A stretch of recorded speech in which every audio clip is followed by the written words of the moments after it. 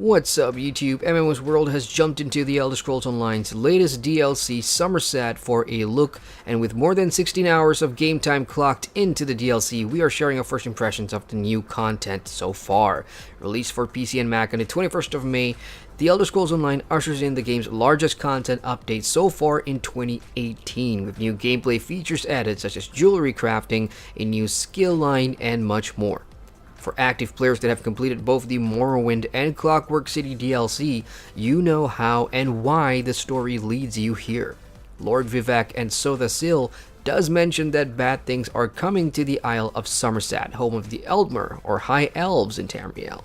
The premise is that the High Elves are opening up their ancestral home to all races of Tamriel, and while that sounds good on paper, there are other forces at work creating trouble. The Daedra are involved, and a new race of baddies called the Slowed are in this DLC too, and it is your job to get to the island and get to the bottom of the mystery surrounding the scores of disappearances and murders that bodes ill for all new incoming residences on the Somerset Island. You'll be working with the Eye of the Queen, Razumdar, which is everyone's favorite Khajiit, and the new Psijic Order, which has its own plans for you too. And that, really, is your introduction into the Somerset DLC and your ticket onto the island.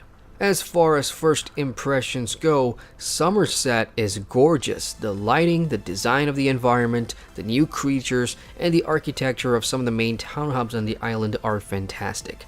Size-wise, Somerset doesn't appear to be as large as Varnfell, but it more than makes up for it with the amount of content in the form of world bosses, quests, and the new landscape content, Abyssal Geysers, that you can stumble upon out in the landscape. So let's talk about those. Questing in Somerset remains largely the same.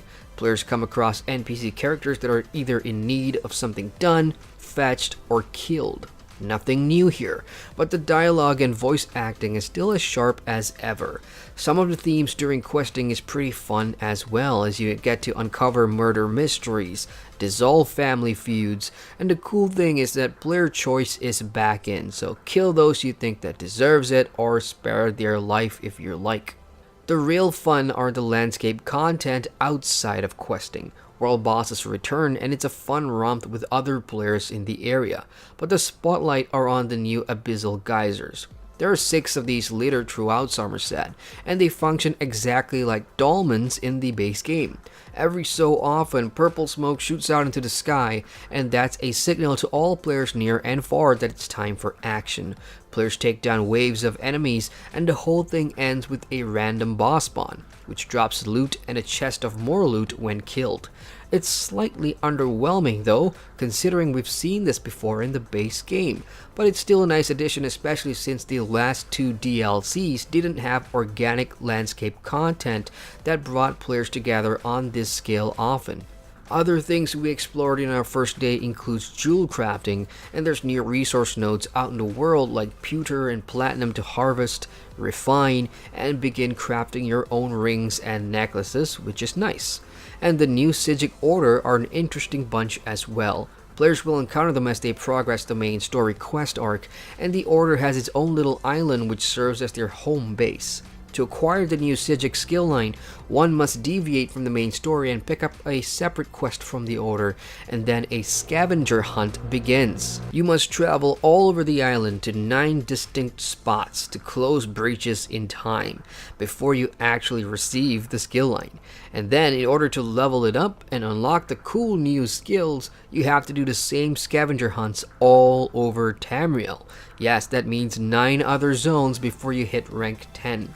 It does come across as a time sink and tedious, but at least it's better than leveling up the Mage's skill line, right? The final thing we got to experience on our first day are the Delves in Somerset, which are ESO's mini dungeons for small groups and solo players. Compared to the base game, the Delves here are a lot more complex in design, meaning navigation isn't a face roll, especially to find the boss and the sky shard that are usually found in Delves. So that means you need more effort and maybe spend a lot more time in Delves this time around as opposed to before. Overall though, so far so good. There hasn't been any performance or server issues that we've experienced, but that could all change of course. but the content is definitely fun at the moment, and there are things like the Cloud Rest trial that still needs exploring.